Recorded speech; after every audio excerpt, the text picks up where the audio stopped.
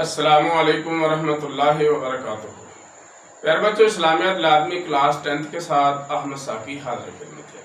اب اس سے پہلے سورۃ الاحزاب کا تعارف، اس کے پہلے 3 اسباق ترجمے کے علاوہ مکمل کر چکے ہیں۔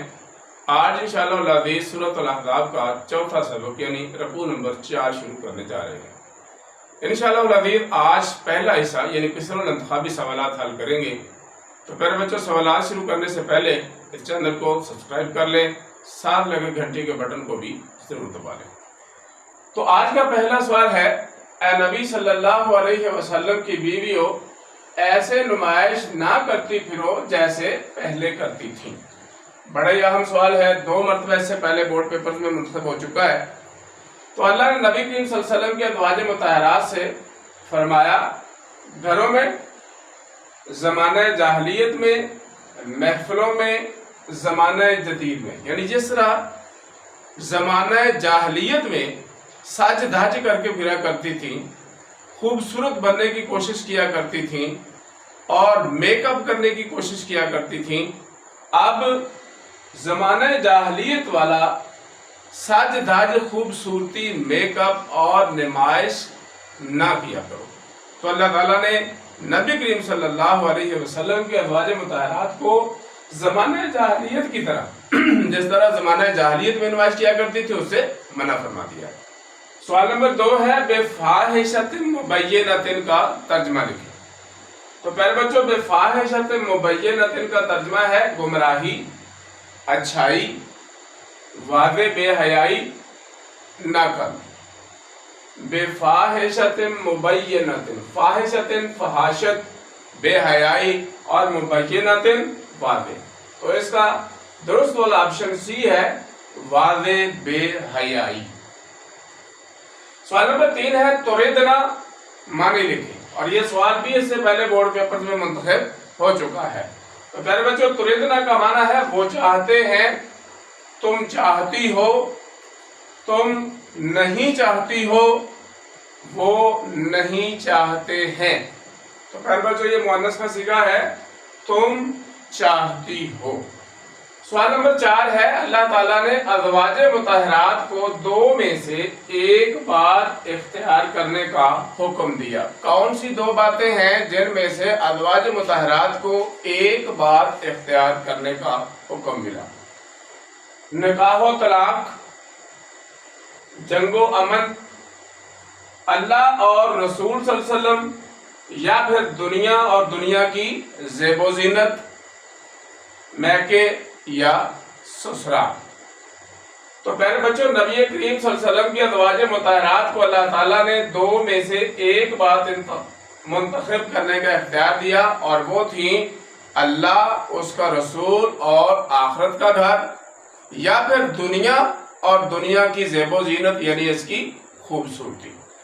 اور یہ اس وقت اللہ نے حکم نازل فرمایا تھا جب نبی کریم صلی اللہ علیہ وسلم کی ازواج مطہرات نے نبی کریم صلی اللہ علیہ وسلم سے دنیا کی زیب و زینت کا سوال کر دیا تھا۔ سوال نمبر 5 ہے، ازواج مطہرات تم ٹھہری رہو۔ کہاں ٹھہری رہے؟ بازاروں میں، اپنے گھروں میں، باغوں میں، جہاں جی چاہے۔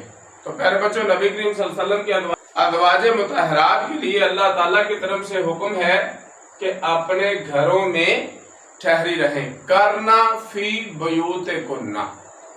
تو یہ صرف نبی کریم صلی اللہ علیہ وسلم کی ازواج مطہرات یا امہات المؤمنین کے لیے خاص حکم نہیں ہے، بلکہ یہ تمام خواتین، تمام عورتوں کے لیے، مسلم خواتین کے لیے اللہ کی طرف سے حکم ہے کہ وہ اپنے گھروں میں رہیں، یعنی عورتوں کے لیے جو بہترین مقام ہے وہ ان کے گھر ہیں۔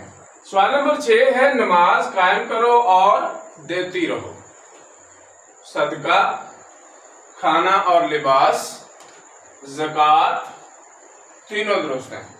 تو پیارے بچوں، اللہ نے نبی کریم صلی اللہ علیہ وسلم کے ازواج مطہرات سے یہ حکم فرمایا کہ گھروں میں رہو، نمازیں قائم کرو اور زکوٰۃ ادا کرتی رہو۔ تو وہ اس کا درست والا آپشن ہے سی، زکوٰۃ۔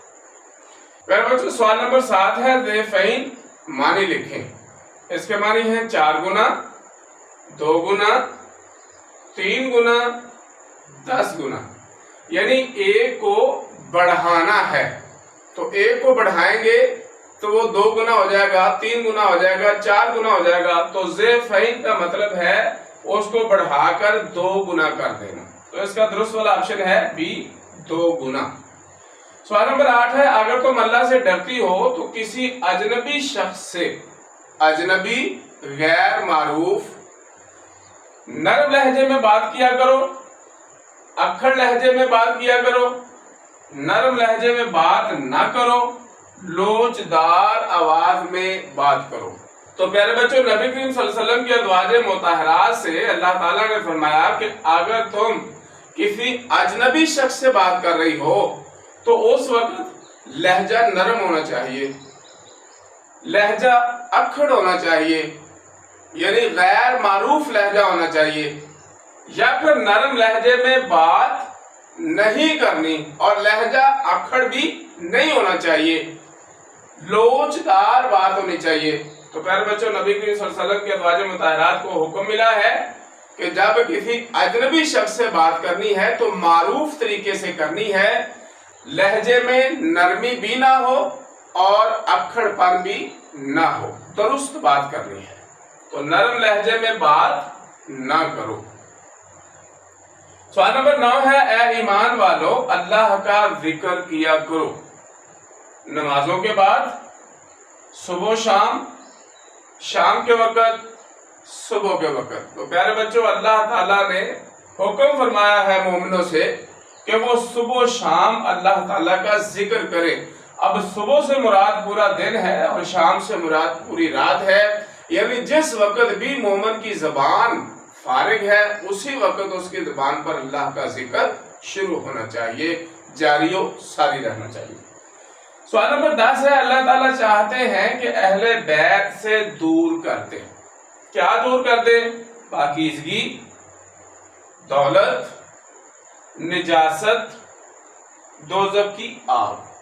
تو پیارے بچوں، اللہ تعالیٰ چاہتے ہیں کہ اہل بیت سے نجاست یعنی گندگی کو دور کر کے پاکیزہ و صاف ستھرا اور طاہر بنا دیں.